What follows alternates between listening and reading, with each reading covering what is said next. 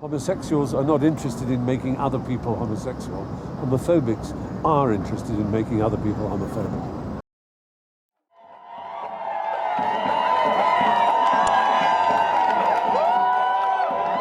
Saturday, 28th of June 2014, 30,000 people and all fighting for one cause, for the LGBT community to have equal rights.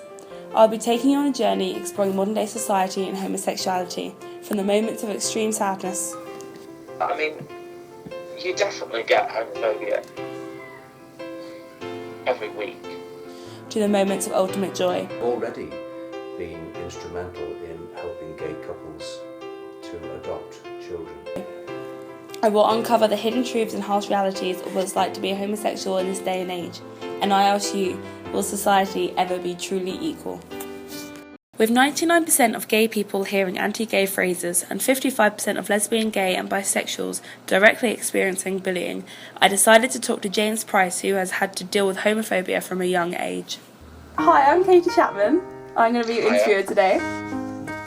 So, how do you feel about people using homophobic language in their everyday sort of terminology, such as, oh, that's so gay, or a faggot?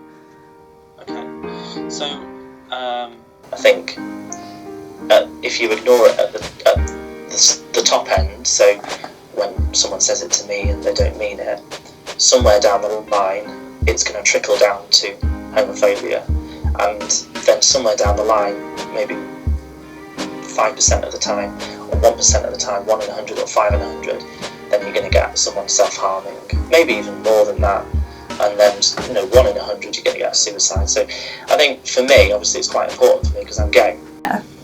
Yeah. Do you experience anything now, or have you come to a nice place? For me, I mean, you definitely get homophobia every week. An element of it. A look, a gaze, a laugh, a snigger. Like the other day I was walking down Canal Street. I'm not like particularly camp or I don't wear pink berets or whatever, I was walking through Manchester and I was with a friend and a white van pulled up and 3 of the lads looked at us out the window and pointed and laughed and stuff. And you could say, oh, it's about something else, but I'm 29 and I've lived with homophobia since I was probably about the age of 8 or 9. Yeah. So I can tell it a mile off. After talking to James, it became even more apparent how rife homophobia still is.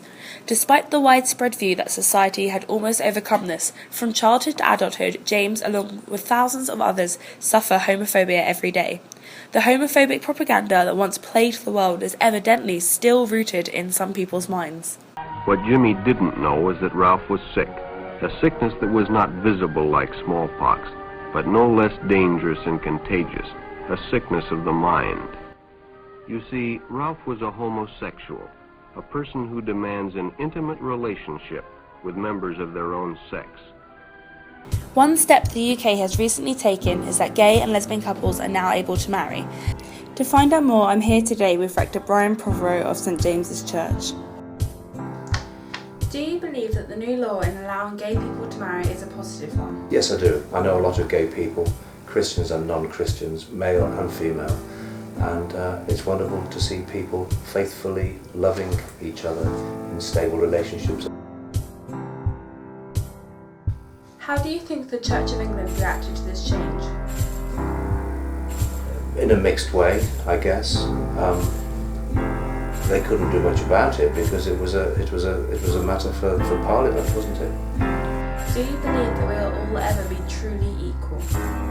One day I might just marry a gay couple in church.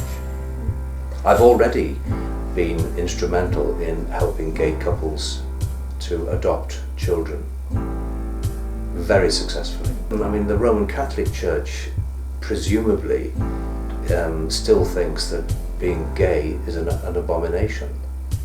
Well, it needs to look in the mirror.